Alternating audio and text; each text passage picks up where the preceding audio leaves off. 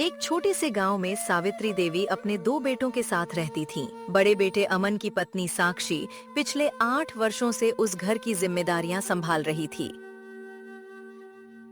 कुछ दिनों बाद छोटे बेटे नैतिक की शादी अक्षरा से हुई। आज नई दुल्हन अक्षरा का उस घर में गृह प्रवेश है। आओ बहू, दाहिना पैर आगे बढ़ाकर घर में प्रवेश करो। माँ लक्ष्मी की तरह इस घर में सुख समृद्धि लेकर आना। आओ अक्षरा, आज से ये घर तुम्हारा भी है।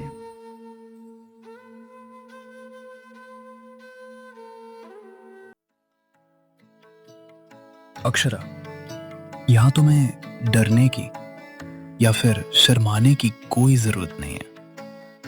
यहाँ सब आपने हैं और बहुत ही अच्छे भी हैं।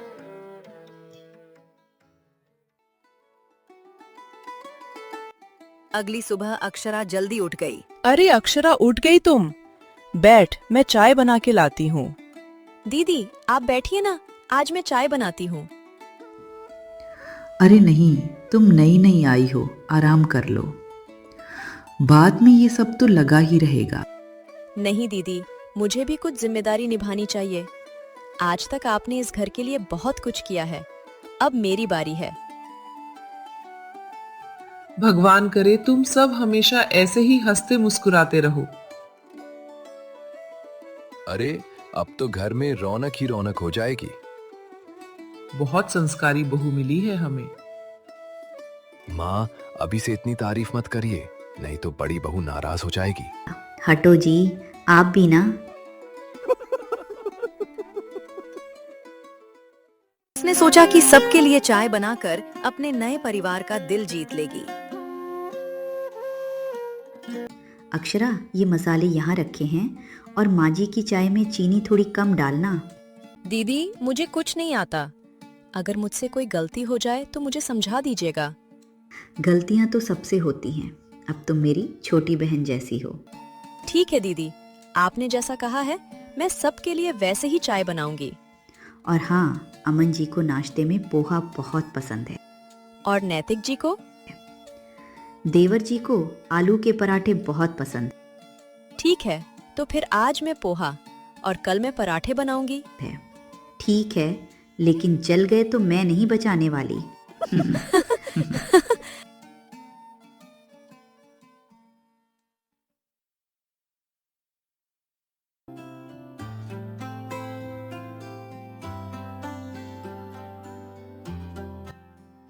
भैया, अब तो भैया हमें डर कर रहना पड़ेगा। यहाँ तो महिला राज होगा। हाँ भाई, सही कहा नैतिक तूने।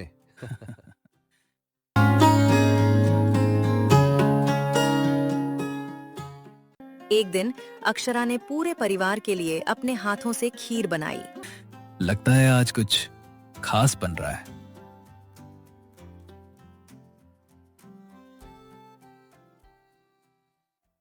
मैंने पहली बार आपने हाथों से खीर बनाई है, जरा चक्कर बताना तो कैसी बनी है। हाँ हाँ, देखो सब लोग चक्कर। वाह, आज तो खीर की खुशबू पूरे घर में फैल रही है। बहुत स्वादिष्ट है, तर बनी है। बहुत अच्छी खीर बनाई है बहू। सच कहूं तो बचपन में माँ जैसी खीर बनाती थी, वैसा स्वाद आ गया। लेकिन खीर तो साक्षी बनाती है, उससे भी बेहतर बनी है।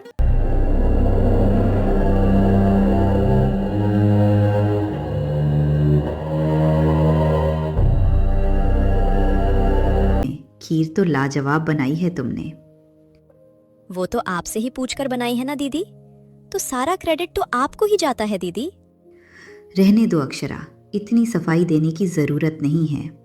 मैं देख रही हूँ, जब से तुम आई हो सब तुम्हारी ही तारीफ के किए जा रहे हैं, जैसे मैं इतने सालों में कुछ किया ही ना हो। अरे दीदी, जेठ जी तो मजाक कर रहे हैं, आप बुरा मान गई क्या? अरे दीदी, आप तो आपके पति को अच्छी तरह जानते हो ना। 4 लोग मिले नहीं कि मजाक करना शुरू कर दिया। उन नकी बातों का क्या बुरा मानना। जैसे तैसे अक्षरा साक्षी को मना लेती है। वो कहते हैं ना, जहाँ खुशियाँ होती हैं वहाँ कुछ लोगों को चैन नहीं आता। पड़ोसन धनिया भी उन्हीं में से एक थी।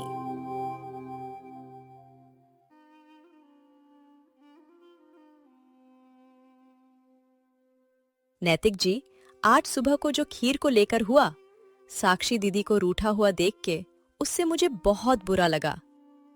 नहीं अक्षरा, भाभी का दिल बहुत साफ है। शायद उन्हें इस बात का बुरा लगा होगा कि भैया ने तुम्हारी तारीफ की और उनको बुरा बोला। मेरा किसी का दिल दुखाने का इरादा नहीं था। तुम चिंता मत करो, सब ठीक हो जाएगा।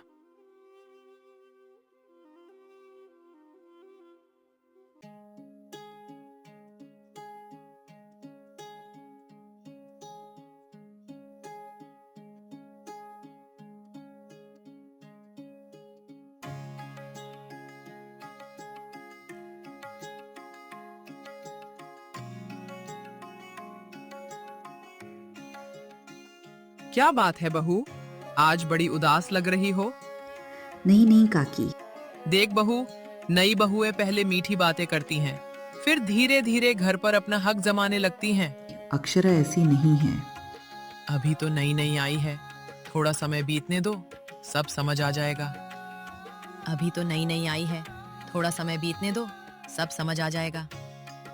देख बहू, नई बहुएं पहले मीठी बातें करती हैं, फिर धीरे धीरे घर पर अपना हक जमाने लगती हैं। अक्षरा बेटी,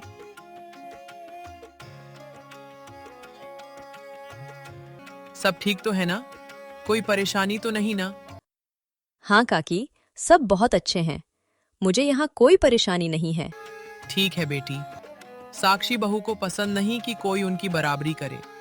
नहीं काकी, दीदी तो मेरा बहुत ध्यान रखती हैं। लेकिन मेरी बात याद रखना, तुम्हारी बात हमेशा ऊपर रखना। छोटी बहू हो तो क्या हुआ, सम्मान तो तुम्हारा भी होना चाहिए।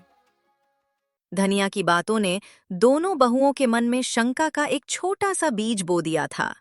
एक तरफ साक्षी को लगने लगा कि अक्षरा उससे उसका स्थान छीन लेगी, तो दूसरी तरफ अक्षरा सोचने लगी कि शायद साक्षी उसे दिल से अपना नहीं समझती है। कुछ दिनों बाद सावित्री देवी को मंदिर जाना था। उन्होंने जल्दबाजी में घर की अलमारी की चाबी अक्षरा को दे दी। अक्षरा बहू, मैं मंदिर जा रही हूँ, ये अलमारी की चाबी रख लो, अगर कोई जरूरत पड़े तो निकाल लेना। माँ जी, दीदी को दे दीजिए ना। साक्षी सब्जी लेने गई है, तो फिलहाल के लिए तुम्हारे पास ये चाबियां रखो। लेकिन ये छोटी सी बात एक बड़े विवाद का कारण बन गई।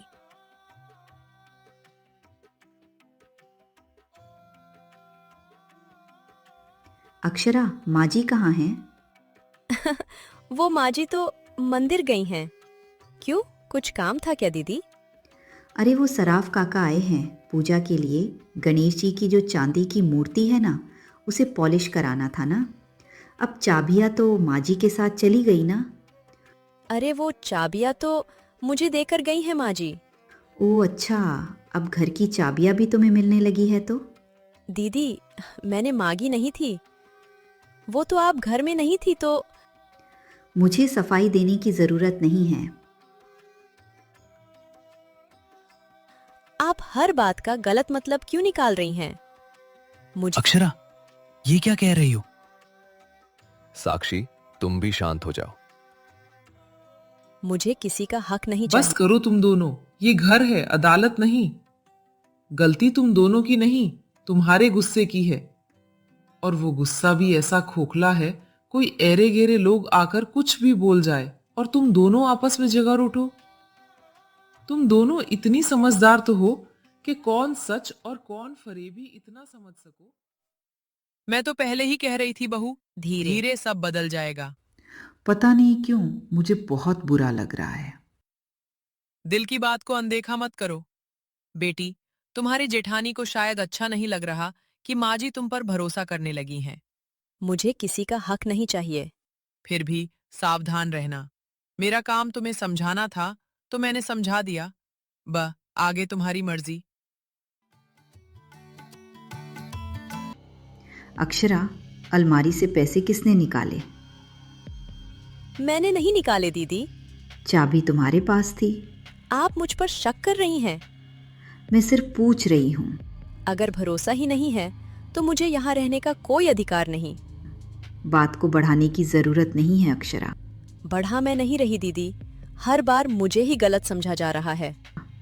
क्योंकि तुम हर बात में खुद को सही साबित करना चाहती हो। अगर मेरी वजह से इस घर में परेशानी हो रही है तो मैं मायके चली जाती हूँ।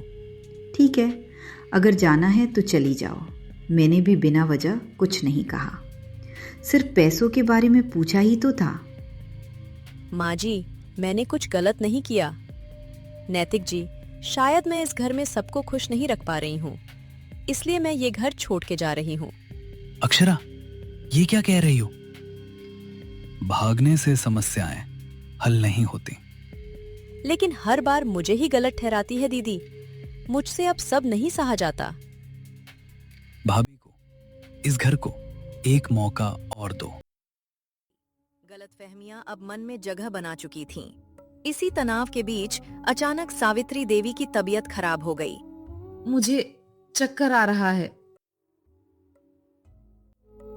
माँ, जल्दी डॉक्टर को बुलाइए।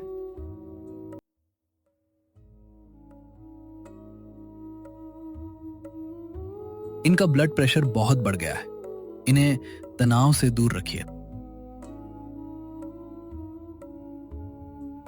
माँ जी, आंखें खोलिए। तुम सब सुनो, मेरे बाद तुम लोग बिखर मत जाना। ऐसा मत कहिए माँ जी। हम आपका पूरा ध्यान रखेंगे।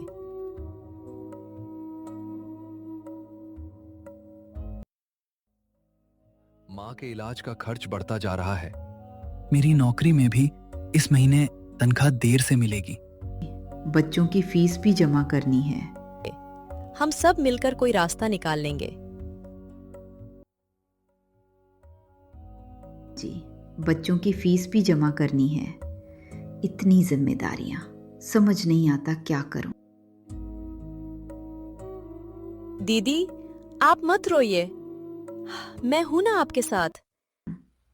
मुझे माफ कर दो, मैं बहुत परेशान थी। पता नहीं वो धनिया काकी के बातों में आकर मैं न जाने क्या क्या कह गई तुमसे। दीदी, परिवार में माफी नहीं, साथ की जरूरत होती है। रही बात वो धनिया काकी की, तो उनके बातों में तो मैं भी आ गई थी।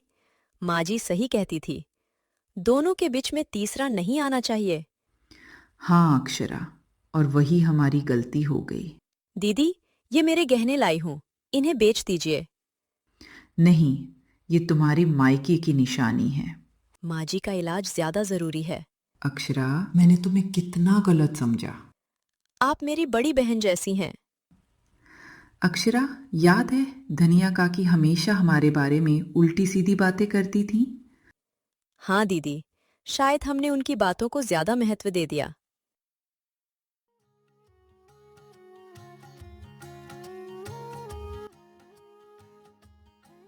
क्या हुआ बहू, सब ठीक तो है? हाँ काकी, अब सब बहुत अच्छा है। हमने तय किया है कि अब किसी तीसरे की बातों से अपने रिश्ते को कमजोर नहीं होने देंगे। मैं तो बस वो कभी कभी बस से भी रिश्ते टूट जाते हैं काकी। मैं चलती हूँ, भलाई का तो जमाना ही नहीं रहा।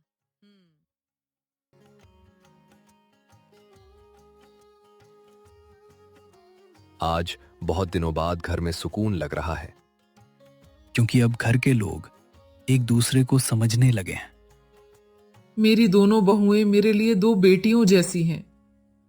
ऐसी ही खुश रहना बेटियों, कभी फिर झगड़ना नहीं। नहीं माँ जी, अब से कभी भी शिकायत का मौका नहीं देंगे हम दोनों, क्योंकि अब ये मेरी देवरानी नहीं बल्कि छोटी बहन है।